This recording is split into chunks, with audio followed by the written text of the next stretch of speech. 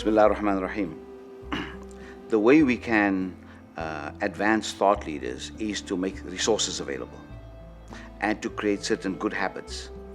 In order to understand tradition, you must have a culture that reads.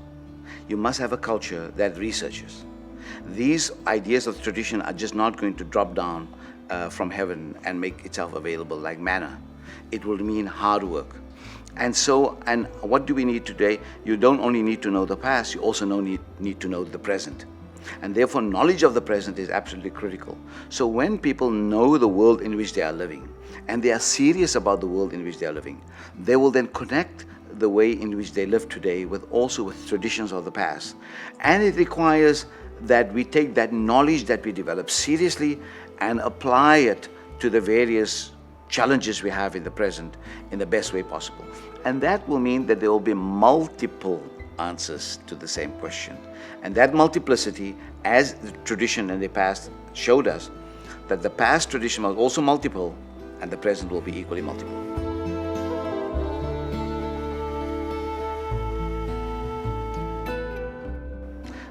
My advice to young thought leaders is that be courageous. Don't let anybody tell you, don't read that. Oftentimes we treat young people like children when they are young adults.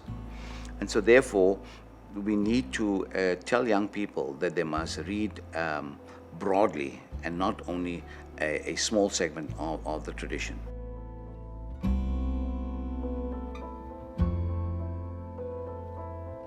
I think for any aspiring Islamic thinker and thought leader, a broad foundation is a vital foundation. So the foundations must be in the humanities, in the social sciences, some element of science, so you have a broad foundation. Then afterwards you can specialize. But when you specialize only, when you do become a specialist, don't be so narrow that you don't know what's happening to your neighboring disciplines and fields. And today we live in an interdisciplinary world. But the other thing is also that young thought leaders mustn't only, especially if they're going to become experts in Islamic thought, mustn't only think that if they mastered the past, they've mastered the present. The mastery of the present requires more work.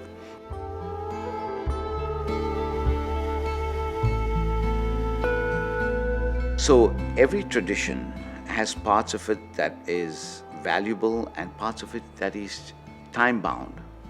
And therefore, it takes the ingenuity of a scholar, of communities of scholars, that will be able to see that, for instance, what was good in the past is something that it's also still good today. So, for instance, we talk about justice that Averroes, Ibn Rushd talked about, Ghazali talked about it, Ibn Taymiyyah later on talked about it, Aristotle talked about it, that you need to have justice and good governance.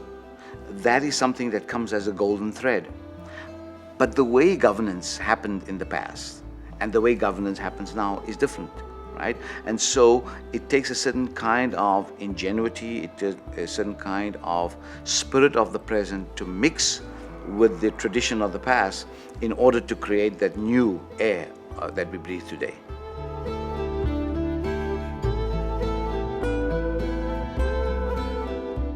I think a thought leader should be serving both communities. If you have something to offer the Islamic community, then you've got something to offer the broader community. There might be different ways, and you have to learn the skills of how to talk to different audiences. Sometimes you need to talk to an Islamic community. There are certain kind of ways in which you talk to their psychology and their needs. When you talk to our outside community, you have to frame it in a different way. And therefore, you need to be skilled in how to do that.